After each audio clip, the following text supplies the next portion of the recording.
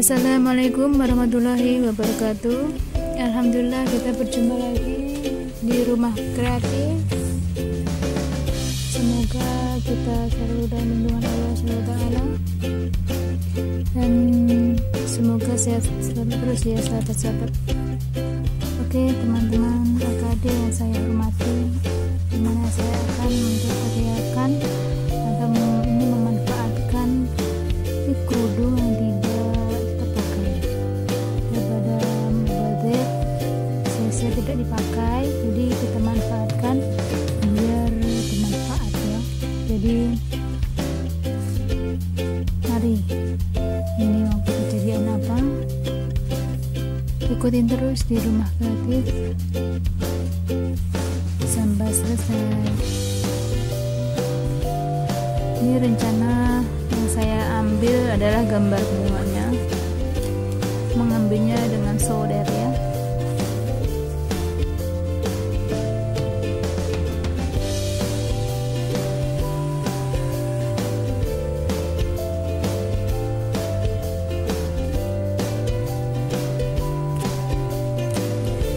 Ini ada papan pintu lemari yang tak terpakai, jadi kita gunakan ini, kita padukan dengan ini dan kita lap dulu, kita bersihkan yang kotoran-kotoran ini ya, baru ini nanti dilengket ke sini.